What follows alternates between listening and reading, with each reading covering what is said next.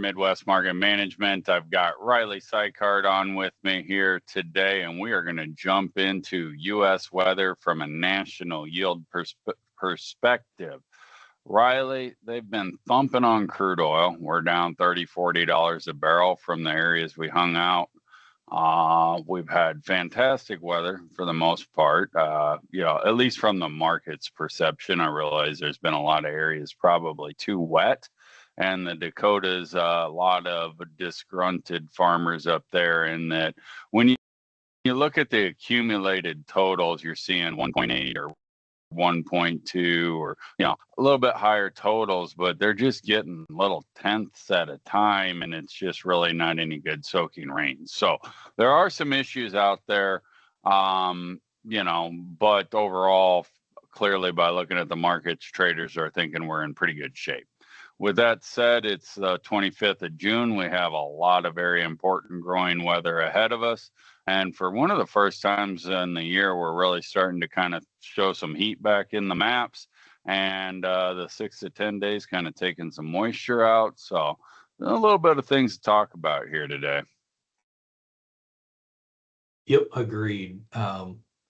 Definitely been a shift that starting to make you wonder if maybe from a market perspective and from a weather perspective, we've bottomed out of conditions are as good as they're going to be, and maybe we start to see more issues start to come.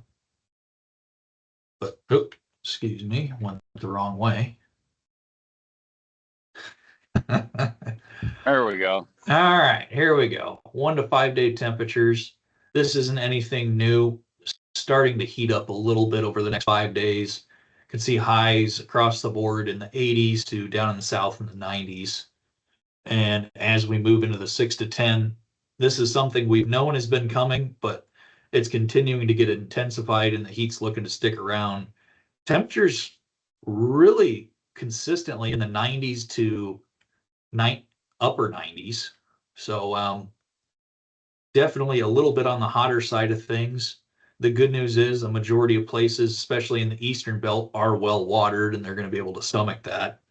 Where it's really bringing my eyes and looking more into it is the western belt, the Dakotas, Nebraska, Kansas, those areas that have been drier and have just been getting limped along. Are they going to start having some real stress? So I would have to think that without a significant shift in moisture, that gut slot of South Dakota has no interest in 99 to 100 degree weather with the moisture that they've got in play right now. Agreed. So moving ahead, new drought monitor map did come out this morning as well. Not any major changes, a little bit less color down in the Delta that we've been hinting on for a while. And then Northern Illinois also is starting to have some less color, but Wisconsin, I would say, has actually added some color into the mix. So some areas that are dry, but I wouldn't say anything's exceptionally dry until you go to the western belt. Nebraska and South Dakota still has areas that are really, really dry. So those are the areas that we're watching the hardest and kind of see what's going to happen moving forward. So with that said, last 2 weeks of rainfall. As we all know, there's been a solid amount of rain across the board. Some areas, like you mentioned, Clint, the Dakotas, only getting a couple tenths at a time and getting limped along. But areas like Nebraska, Iowa, Illinois, Indiana, over 3 inches over the last 2 weeks.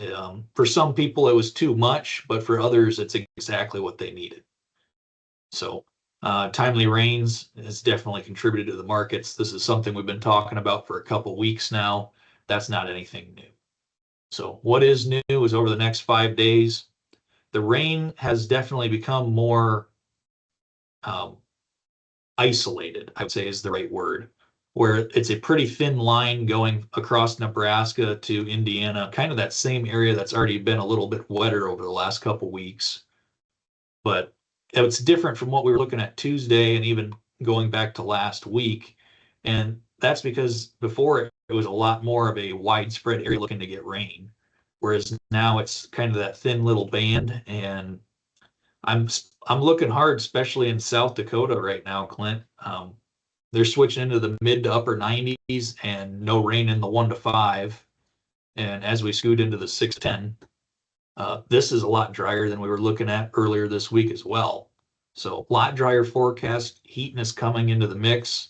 I'm not going to tell everybody that the entire crop's burning up in the US, but from a national yield perspective, there's a chance we're sitting here on July 4th, really wondering if crops are starting to have some stress and taken away from that trend line yield possibility.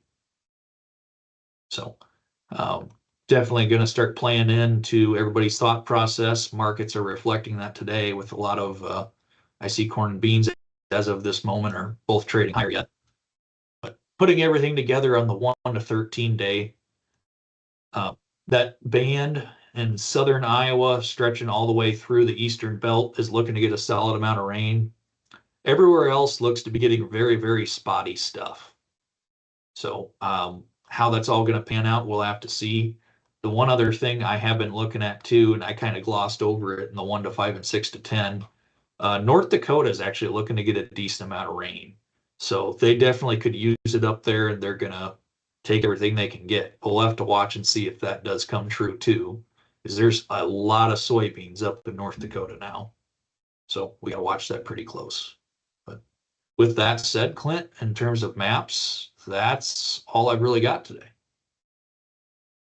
Sounds good, Riley. Again, I appreciate everybody tuning in. Clint McLaughlin, Riley Sykart, Midwest Market Management. Thanks a lot and have a great day.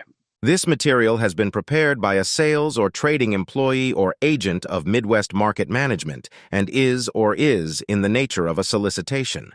This material is not a research report prepared by of Midwest Market Management Research Department.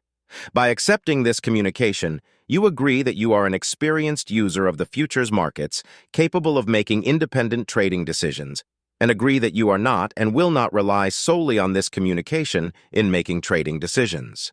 Distribution in some jurisdictions may be prohibited or restricted by law. Persons in possession of this communication indirectly should inform themselves about and observe any such prohibition or restrictions.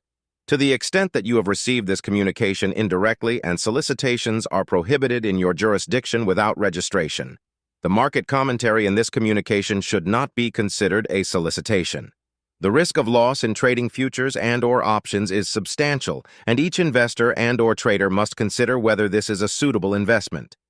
Past performance, whether actual or indicated by simulated historical tests of strategies, is not indicative of future results. Trading advice is based on information taken from trades and statistical services and other sources that of Midwest Market Management believes are reliable.